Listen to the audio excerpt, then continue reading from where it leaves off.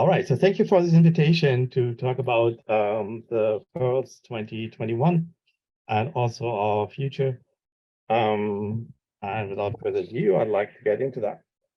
As many of you probably know, there's a long history between IA and the NEQMAP region that you're covering. We have members also from the region, like Australia, China, Chinese Taipei, Hong Kong, Indonesia, and so on and so forth.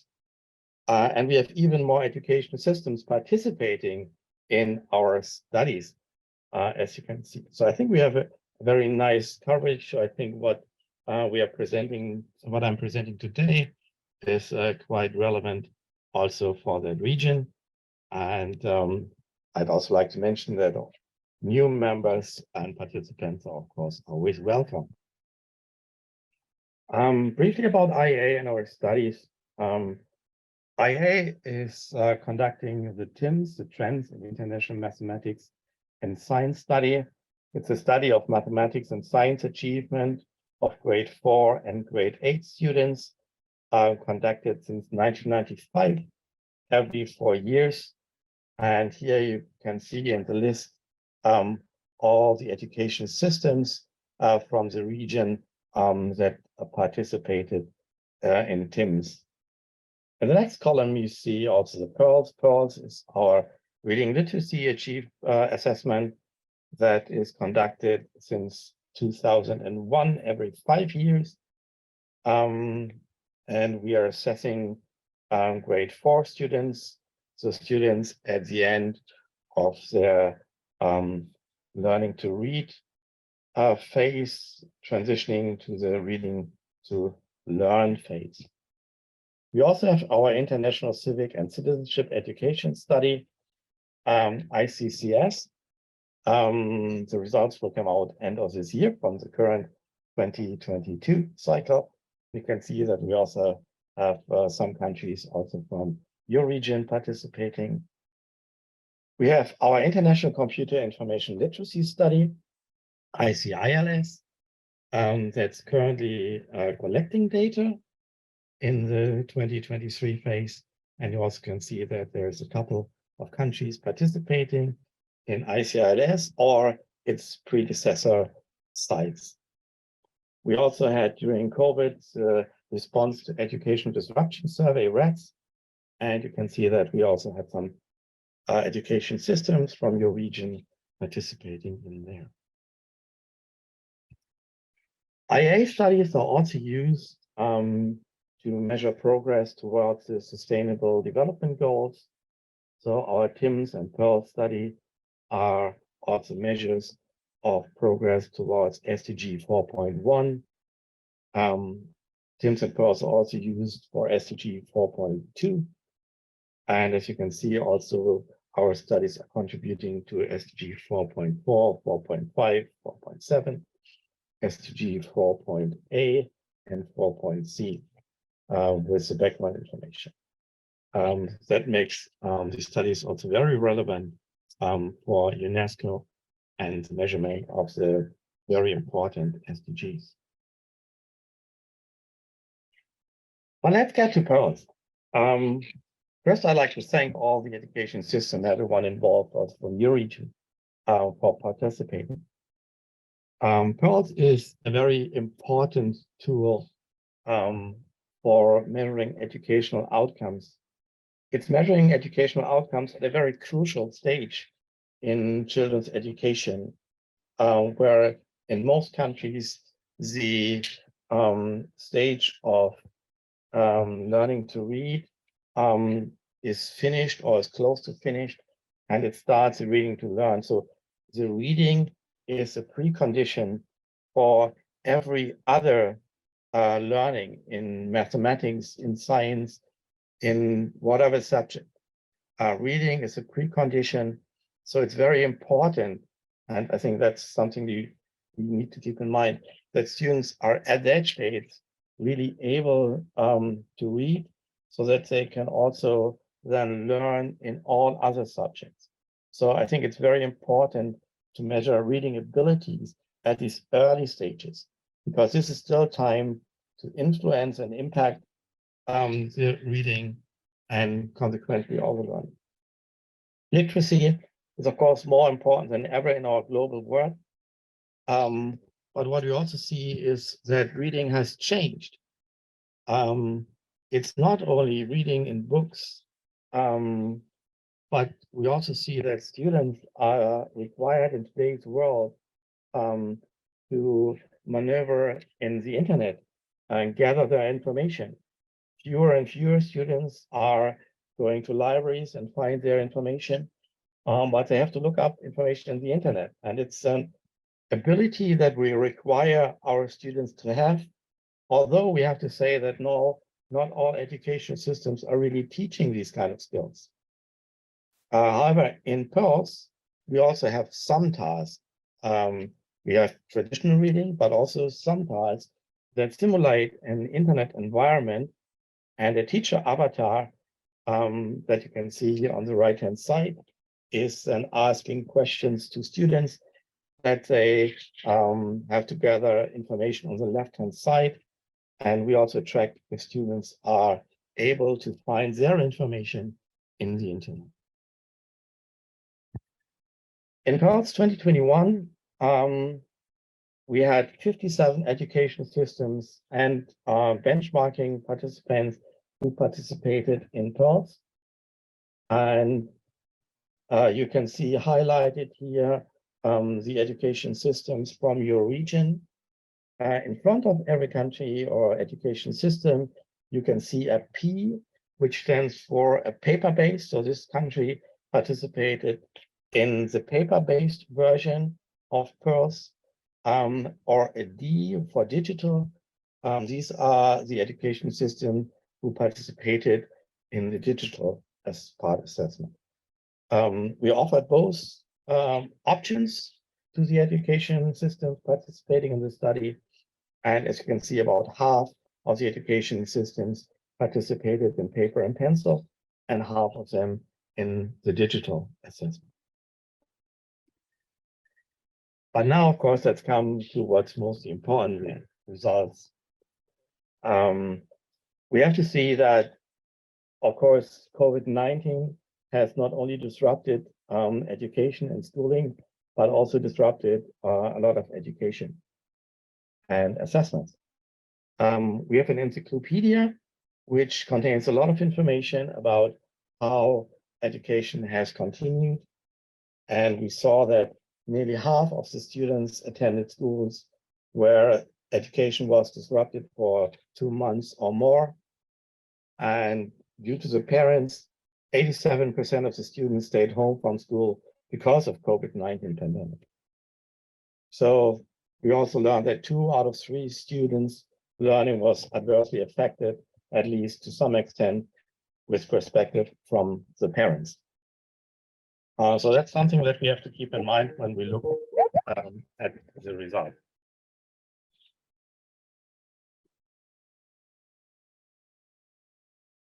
So the data collection had to be done in a very long stage. Usually we have all the countries collecting data in one go at the end of grade 4. But due to the education disruptions, we had 14 countries that had to delay the assessment into the beginning of grade 5 because schools were simply closed. And 6 education systems even participated 1 year later. So with respect to international comparability, we always have to keep in mind that there are some countries with delayed testing. These students are somewhat older, and consequently, these also had impacted their learning achievement. Altogether, we collected data from about 400,000 students around the world, 380,000 parents, 20,000 teachers, and 13,000 principals, as I said, from 57 education systems, plus 8 benchmarking participants, which are sub systems like regions or cities within participating countries. What we saw is that we are measuring achievement at certain levels. We have different benchmark levels, which are clearly described. So a low benchmark enables students to read straightforward text and make straightforward inferences. Overall, we see that 94% of the students participating in PIRLs are reaching this low benchmark. Then we had an immediate and intermediate benchmark that was achieved by 75% of students.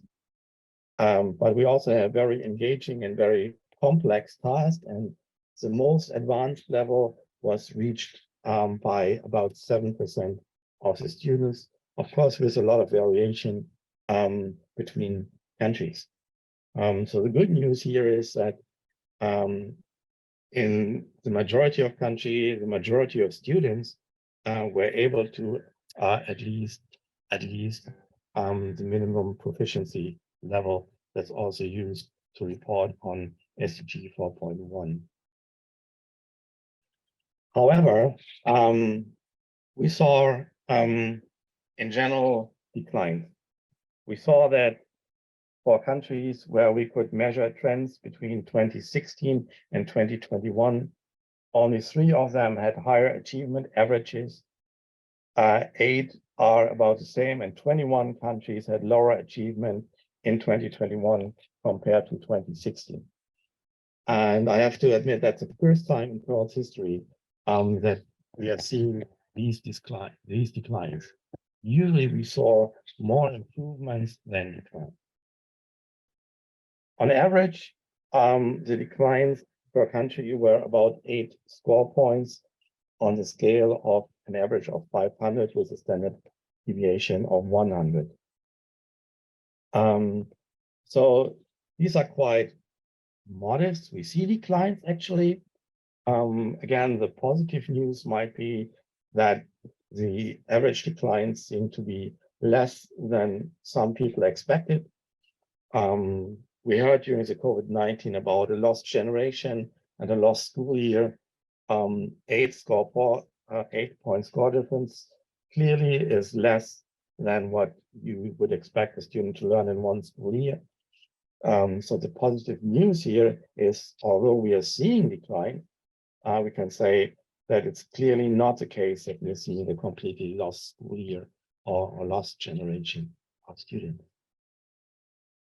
However, what I personally also find much more alarming is that we still see huge differences within every country. We had a measure of socioeconomic status, and we saw that the students with a higher socioeconomic status scored on average about 543, compared to students from lower socioeconomic status who performed at 457. So we see a difference of more than 80 score points between students from higher and lower socioeconomic status. So if you compare that with the 8 score point difference or loss that you see on average, I think the differences that we see within countries are huge. And I think this is quite alarming. And that's something that we really need to look into, what's happening here and how can we support especially students from lower socioeconomic background. Another finding that's quite striking is that girls had higher reading achievement in most countries participating in our study. We had no country participating in our study where boys had higher achievement than girls.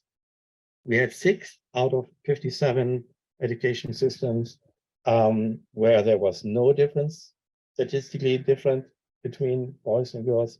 And in 51 education systems, we saw girls having a higher achievement than boys. And these are sometimes quite severe and significant. So that's another alarming thing that we are seeing, that boys are lagging behind significantly. And I think we all need to think about how can we encourage also better reading and more interest of boys in reading.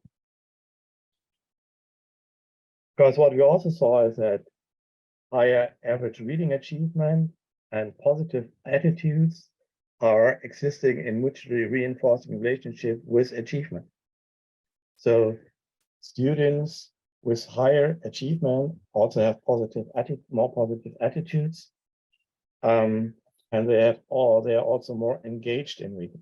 And again, we see that girls having more positive attitudes are also reading more than boys. So we see, of course, the higher your achievement, the more you're self-confident, the more self-confident, the more you might like reading. So that's a spiral, and we need to see how we can break that for the boys to break the upwards reading trend that we are seeing. What we also saw is that's not only the interest and enjoyment of the students in reading, but we also saw that only 1/3 of the students had parents who reported that they very much enjoy reading. And very interestingly, also, if parents are enjoying reading and have positive attitudes towards reading, then the achievement levels of their children are higher. So there's clearly also a pattern that we're seeing, that the more interest and the more reading happens by the parents and at home, also the higher the achievement of the students. So let me summarize that. Reading skills are crucial for all future learning and also for participation in society. And that includes today even more reading in the digital environment, reading on the web. Positive as said, nearly all students reach minimum proficiency levels in reading, but we are clearly seeing declines compared to 2016 if we look at the PIRLs 2021 result. Despite all the efforts, and we know that they are, we see large differences for students with different socioeconomic backgrounds. And this requires more attention, and we need to see how can we support these students better. And we also see that boys are lagging behind, and we need to put an emphasis to boys' reading literacy abilities and also their attitudes towards reading. So what's coming next? All the micro-level data will be released on June 22nd. So everyone is invited to download all the micro-level data, do further analysis. When we collect all the data, the international report covers only a small fraction of the treasure that we have. We have data, not only achievement, but also background data from students, from their parents, from their reading teachers, from the school principals. So it's a huge, rich database that's waiting for researchers to dive into and develop more interesting findings. But also the enrollment for the next cycle, PIRLs 2026, is open. So we saw PIRLs 2016, where that was pre-COVID. We had PIRLs 2021, where we collected data during COVID. And of course, we are all interested to see what are the long-term impacts of the COVID pandemic. And PIRLs 2026 will give a unique experience and possibility to take a deeper look into that. There are a lot of new developments for the next cycle. For example, PIRLs 2026 will complete the transition and will be a fully digital assessment that enables us to also use further digital features. We will have more potential for interactive response types of items. We will also use more automatic scoring checks for quality assurance. And what's very important and interesting is also we are able to capture process information. So how long do students spend on specific items?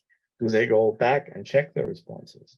All of this is captured in process data and enables researchers to do further research on students' strategies in conducting assessment. We will also continue to have a group adaptive design. That means students with lower achievement levels will receive more targeted materials, and students with higher will get more difficult, more targeted assessment materials, so that the assessment material is, with respect to difficulty, also targeted to the student's ability. And of course, also our context questionnaires will develop further. A new thing that we are also offering is an optional longitudinal module.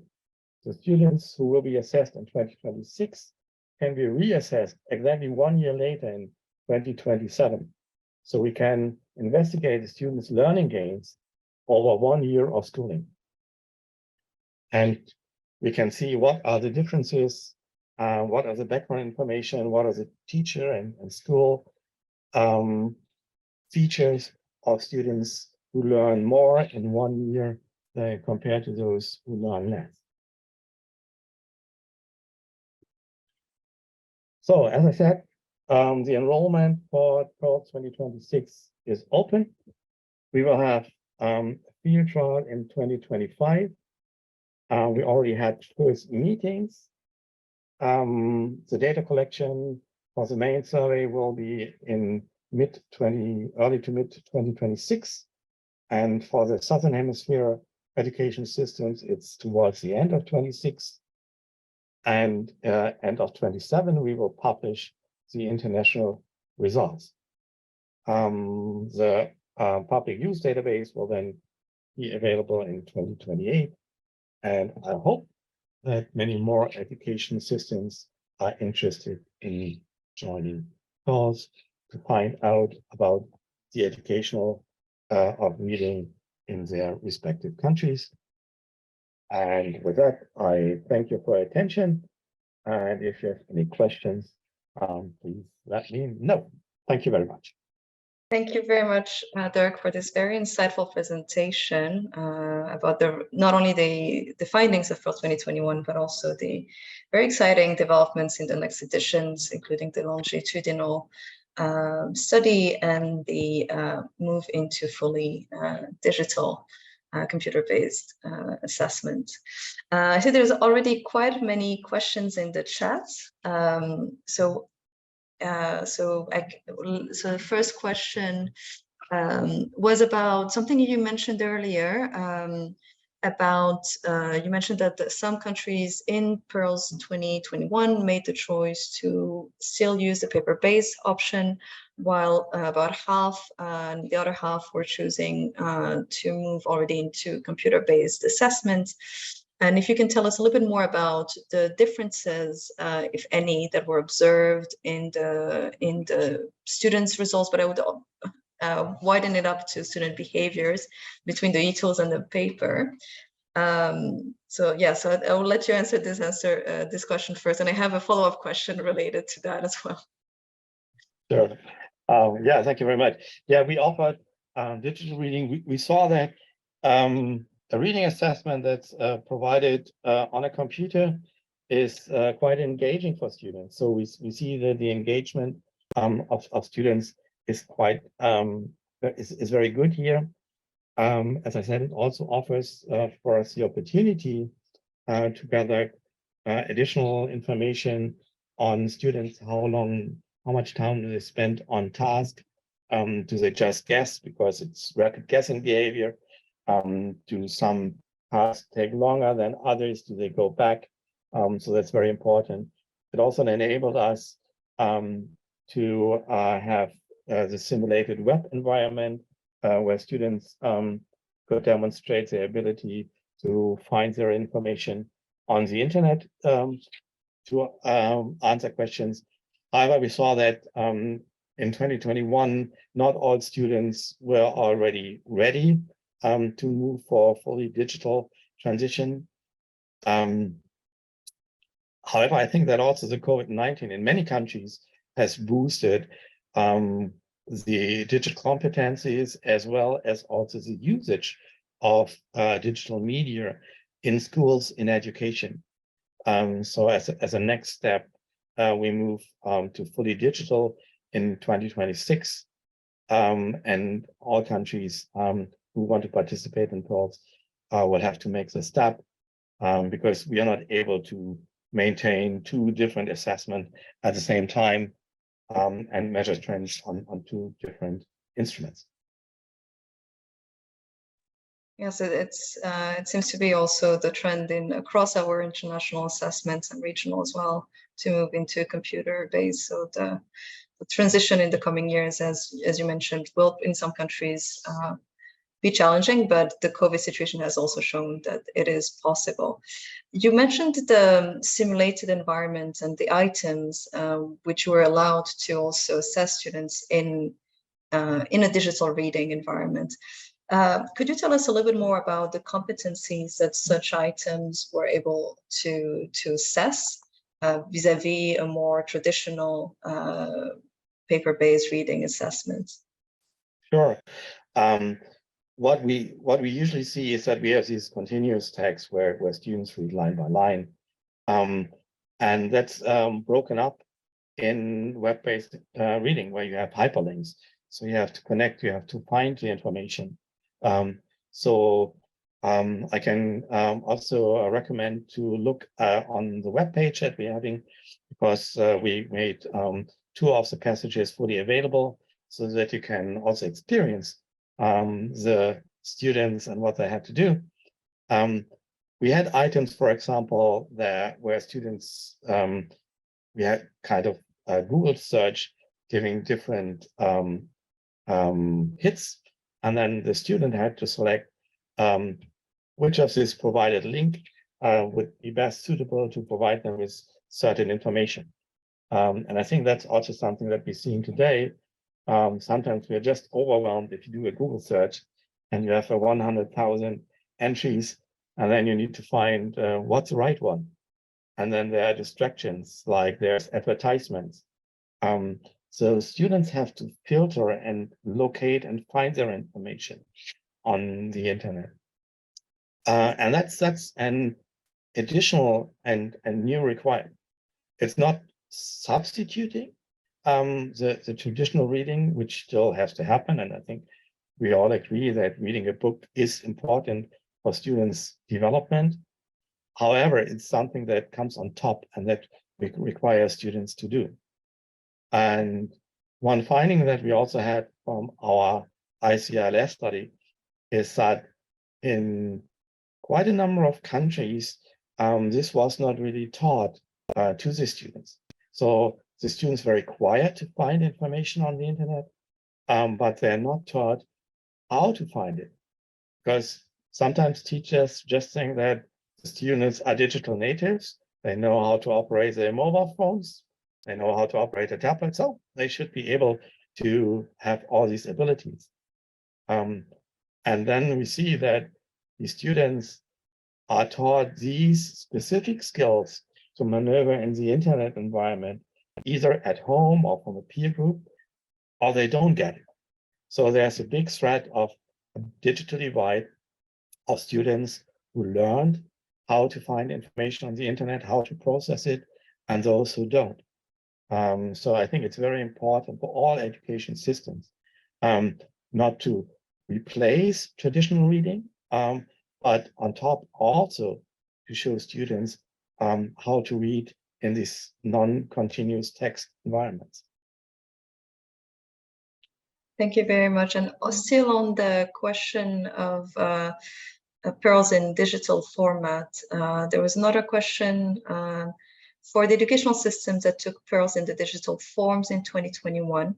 What was observed in terms of process data? As you mentioned, that passage-specific and general timing and navigation process data are now possible using the log files. That's a good question. I have to admit, we didn't dive into that fully. So that's still an open field for a lot of researchers. We just had our study release a few weeks ago. We are currently preparing the international database that will be shared shortly. So far there was no time actually to dive deeper into that. However, we used also the data to look for rapid guessing behavior of students, and that improved our scaling procedures. But all additional features that are in there, we had no time. So that's there will be a thematic report coming up that will make use of that. But I can encourage all researchers who have an interest in that, who have research questions that might be going in that area, to download the data and to make use also of the process data. Thank you, and it's good to know that the log files will also be available as part of the microdata. There was 2 questions related to the PIRLs 2021 and the COVID. The first one was about the implementation of the assessment. What about the national population coverage between the previous cycles and the current, well, the 2021 edition? Have you observed any kind of population coverage deterioration, if any, in some countries? Any changes in the student population distribution, in knowing the conditions in that were in 2021? Actually, I have to admit that I think the participating countries and the national studies who conducted the study in their respective countries did an heroic job. And we have response rates that are really, really high. So the data is of really high quality. We did not see any major differences, any severe changes from previously. What we are seeing is in some countries a somewhat less coverage. We also saw that during the data, during the assessment, that there were some countries where they had half classrooms, so that half of the students are coming in one week and the other in the other week to reduce the spread of the virus. We had sometimes these policies, but this, of course, is more or less a random process. You don't have one high ability or one low ability group, and since we have one assessment day, so that's a very random process that's not reducing the data quality. So overall, we have very, very high response rates, and so far we didn't see any dropouts that are related to that. Although we don't know if there's students from lower socioeconomic background might be affected more by COVID, and consequently have a lower chance of being present, but we don't see major impacts on that. That's interesting. And still on the COVID-19, there were questions about how the study covered the COVID impact. You mentioned during your presentation that you see a small downward trend in terms of the reading scores. Are there other impacts that may be linked in a way to the COVID and the school closures that you observe in the study, that you would invite, or research questions that could be asked to the data by our research community when the microdata is available? Yeah, that's a very good question. Let me say about maybe 3 things about that. I think one is clearly it's also about attitudes. It's about students' well-being. And there's a lot of questions that are addressing well-being of students, but also well-being of teachers, which is another very important factor that we need to consider. So this I think is very important, and I'm sure that researchers will dive deeper into that. We also had COVID-related questions in our questionnaires, in student, teacher, in principal questionnaires, for example, about the length of the school closures, although I have to admit that we developed these questions in end of 2020 or so. So before we saw what really happens, so for example, for school closures, we had asked them how long was your school closed due to COVID-19. The maximum category that we had at that time was 8 weeks or more, because no one could imagine a disruption that we had like that. So we asked this question, and then we see that in a lot of countries, in a lot of schools, we're seeing that the responses are clearly biased towards 8 weeks or more. But we have also other questions that are clearly related to COVID. And as I said, I think also my third point is we have the encyclopedia where all the countries describe the situation and how COVID has disrupted learning in their respective country, which is a very important source to look. If you look at the data, also consider what are the differences here. So I think that's always a very great description of what's happening in the education systems. Thank you, and fully noted. I mean, the international report is an entry point, but the data richness is there, and I hope that within our network, many will be interested in diving in more into the questions of the COVID impact, looking, as you said, at like the questions around, for instance, well-being, attitudes, and also the COVID-related questions that were in the questionnaires. There was 2 questions related to the reading results that you described. The first one was about the boys and their performance in reading. And the question was that something specific to PIRLs 2021 results, or a pattern or a trend that is observed in PIRLs over time, and how this trend might have evolved? And if you have any insights about boys reading in general. And then the second question, I'll just give them to you both, is about the confidence levels and attitude towards reading.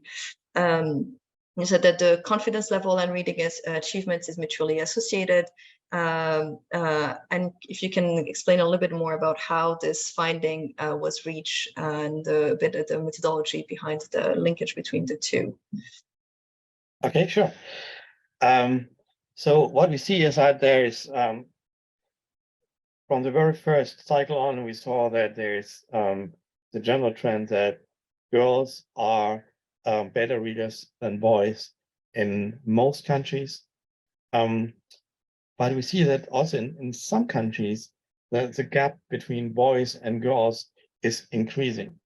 So we are observing that for a long time now in PIRLs, despite the fact that we know that some countries try to emphasize learning, reading to learn also for boys. But still, we see that the gap is there, and in some countries, it's even increasing. And that's quite scary. So if we talk about a lost generation, there may be not a lost generation due to COVID, but a lost generation of boys because of low reading abilities, which will hinder all their future learning activities. So I think that's a very important one, and something that we need to address. I think globally and also I know that UNESCO put a lot of emphasis on girls in STEM education. I think we made very good progress in a lot of countries with having girls interested in STEM fields, and also their achievement level being higher and improved there. I think we need to have something similar when it comes to reading also for boys, so that there's no discrimination of boys who read. It's okay for a boy to say, I'm not interested in soccer, I want to read. So I think we need to get away from the stereotypes, not only with respect to girls, and that's okay and appreciated if they're interested in STEM and not in, I don't know, traditional girls field, but that's something for everyone. And we need to have something similar for boys. Go away from the stereotypes. Reading is not for boys. Go out, whatever, do something else. So I think we need to get away from that. And I see that there's also now not only discrimination of girls, which we are fighting against, but there's also, I guess, discrimination of boys that we have to fight against too. And that maybe goes into the area of attitudes. We have in our background questionnaires asked students about their attitudes towards reading, about their self-confidence. We had batteries of questions addressing these points. So we have scales regarding the students' attitudes, but also about their self-confidence in reading. And what we do is we correlate the achievement of the students with these background scales, and we can see that there's a clear connection. Of course, what we do not have in our study, because it's a cross-sectional study, we don't have a causal inference, so we can't say the ability to read affects the self-confidence or the other way around. But we know from other studies that are longitudinal that there's a mutual reinforcement.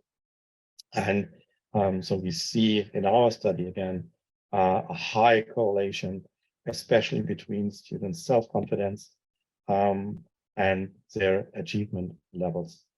And another point that I'd like to mention here is that we also see that an early start in reading makes a big difference. So we also ask parents about any reading activities or engagement in singing songs, reading books together before students go to school. And we still see, even after 4 years of education, that there's huge differences between students who had this early start, where parents are engaged with student reading or literacy activities. And this is in a broader sense, as that can even be singing songs together. So, and show them their own engagement in reading. That has a very positive impact on reading achievement, even after 4 years of schooling. Thank you. And now there's also questions about more the test process. One about the language of the test in countries.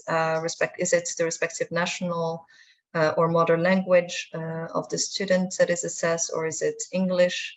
So if you can tell us a bit more about how those decisions are made and what are the guidelines from the IEA? Sure. The guideline is always that we assess the students in the language of education. So in the respective school, whatever language is used for education, this is also the language that should be used for the PIRLs. That means that in some countries, we have many languages. I think the country with the most languages, I think, is South Africa, which at that level teaches in 11 different languages. So all the assessment material had to be translated in each of these languages. In Canada, for example, it's French and English. In Spain, it's also a couple of languages. I think in Hong Kong, it was English and Chinese. So there's different languages, and then we go to a long verification process of making sure that everything is translated adequately, also with respect to the level of the language. So that goes forth and back, so that we see that all the different language versions are comparable.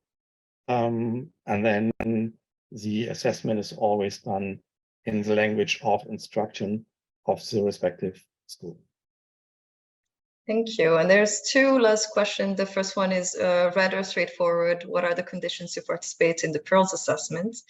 The second one, I think that could be our closing, about how do you relate, I guess, the reading competency, but I guess the PIRLs study in general with the quality of education in the country?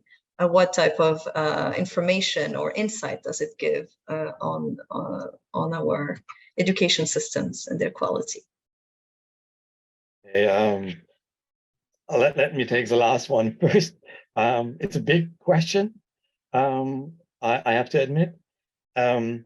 What we do see is, as I said, PIRLs 2021 was an exceptional administration of PIRLs because of the impact of COVID.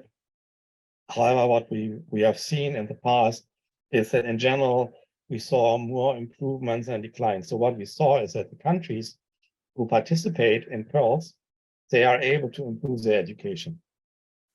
So we see it is important to measure achievement levels. In today's world, we always talk about data-driven policies. So you don't guess what might be good for your students and expose them to a new learning opportunity. But you need to have evidence. And I think this is what studies like PIRLs or also TIMSS or ICLS deliver. They show you the achievement levels, they see where you are in terms of trends, and that's being used to determine policy. So we can see other policy changes, and then you can see other changes in outcome. We also know that different countries use it for different questions. PIRLs is giving you a framework, but of course, different countries have different questions, and they also have different measures that they take. So we know, for example, that that's related to TIMSS, but maybe another example that's just on top of my mind. In Chinese Taipei, they saw that their average achievement level was about the same as some neighboring countries like Singapore or Korea, but they saw that they had a long tail of the ability distribution, which means they had a couple of very low performing students. So they were diving deeper into the data, and so what are these students? And then they determined policies targeted especially to these students. And from one cycle to the next, they were really able to reduce this tail of the distribution, means they were able to move these lower achieving students up, because they were looking into the data, they were looking which are these students and what can we do to improve their education. There's a compass brief that we have on that policies. We also have 4 more books about the impact of PIRLs on policy. We have links also on that on our webpage, and these clearly describe different countries learn different things from PIRLs, because we all know different education systems are working under different circumstances, different financing, more rural students, more urban students, lack of teachers or not. So I think every education system has its challenges. And so it's very important, and that's what we foster also, that every country is digging into the data. And we help countries. We don't tell them what to do, because we are not the experts. We think the experts are in the countries, and they should take a look. We help them, but we help each country to find how they can improve their education system. And the very last, what's the condition to participate in the PIRLs assessment? Well, we have an information package on our webpage. If there's any interest from any country, please approach me. Please approach my colleagues in Amsterdam. You need to have an interest in the study. You need to have access to schools. You need to be able to cover the cost for the national assessment, so to conduct PIRLs in your respective country. And we have a document describing how you can calculate these costs. And then there's an international fee also for developing the instruments for the international analysis and scaling and weighting, which in most countries is much lower than the national costs, which are really the ones that are driving as a driving cost factor. You need to have a national center. You need to appoint a national research coordinator. We mostly take care of the rest.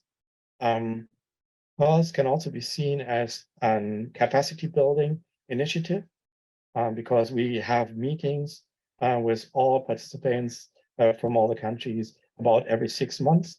So we take them through all the development of how to develop an assessment framework, how to develop items, how to develop your background questionnaires, how to do your sampling, translation, and so on and so forth. So the people who participated in that after one cycle, they have learned what's needed in a large-scale assessment, be it an international one or a national one. So I think it's a great capacity developing opportunity for participating countries, for participating centers. Thank you very much, Dirk. And of course, if any of the NEQMAP countries are interested, you can write to the NEQMAP Secretariat, and we'll be happy to put you in touch with the IEA colleagues.